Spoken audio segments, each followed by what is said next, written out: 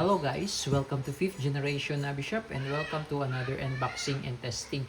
So itong video na ito para kay Sir Julius. Shoutout sa inyo dyan sir. So ngayon meron tayo ditong isang unit. This is the T4A Training for Engagement Tactical Pistol TP50. This is caliber 50 CO2 powered 13 joules 6 rounders. So bali ito pa rin yung kanyang propellant CO2. At yung kanyang bala is caliber 50. So ngayon gumagamit po tayo ng rubber ball. Actually maraming pwedeng ibala dito. Pwedeng aluminum ball, pwedeng steel ball. Pero sa ngayon, ang available lang po natin is the rubber ball. This is caliber 50. So this is the rubber ball, caliber 50. And this is the steel ball 4.5 mm. So yan po yung ginagamit nating bala dun sa mga ibang units natin na airgun. Okay, yan yung steel ball. Ito yung rubber ball na caliber 50. So malaki ang difference.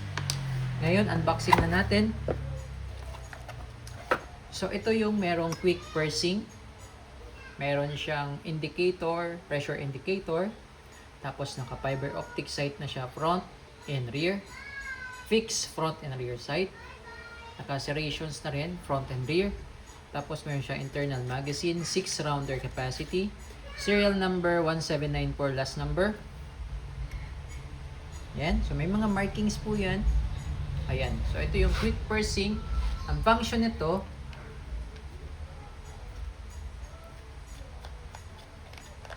ay para mabilis niyang ma-purse or mabutas yung CO2. So pag nilagay natin yung CO2 dyan at binalik natin yung quick pursing cup, okay, hanggat hindi natin pinapalo itong cup na ito, hindi mabubutas yung CO2. So, ibig sabihin, pwede siyang naka-standby. Bawa, loaded na kayo. May load yan rubber ball. Okay, so imagine this is 16 joules. Okay, 16 joules power output. So, malakas talaga siya. Okay, so using the rubber ball, talaga pag tinamaan yung target mo dito, magbabiolate talaga. Okay, so ayun, nung nilagay natin yung CO2, hindi pa natin siya inactivate. Pakita ko lang sa inyo na hindi pa siya punctured o hindi pa siya pursed o hindi pa siya butas. Yan. Yun yung kagandahan nito kasi anytime pwede mo siyang gamitin. No? Yan. So, lagyan natin ng bala. No? Ngayon, hanggat hindi mo siya ina-activate, ganito lang paglagay ng bala. 6 shots siya. Hanggat hindi mo siya ina-activate, hindi siya nakukonsume yung CO2. Yun yung kagandahan. No? Hindi siya nakukonsume. So, naka-standby lang siya sa case mo, sa hard case mo. And then, anytime pwede mo siyang gamitin, activate mo lang. Parang ganito. Yan. Then, umangat. No? Nag-red. No? Umangat yung red. Ibig sabihin, pressurized na siya. And that's the time na pwede mo na siyang iputok. Okay, so tingnan natin ang power output niya. This is 13 joules using the rubber ball. Yan, so effective siya 5 to 10 meters yung ating target. Okay, and firing.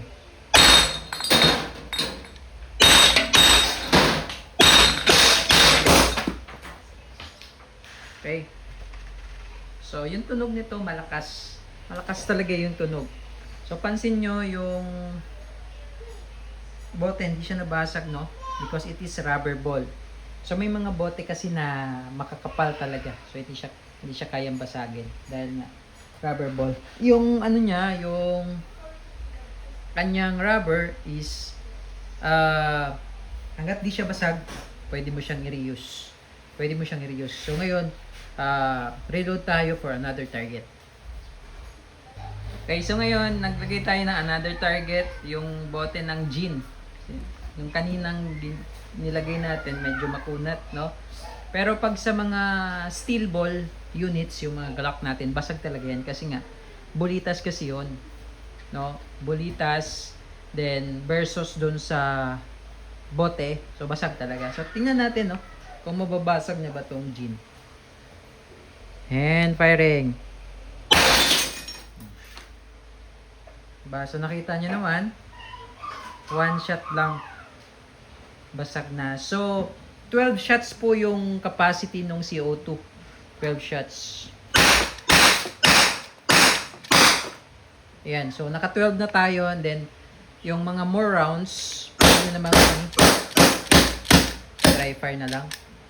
Okay? Then, pagka wala na talaga, that's the time na pwede na siyang i-release. Ayan. Huwag nyo siyang i-release ng medyo malakas pa, no? Ayan. Counterclockwise.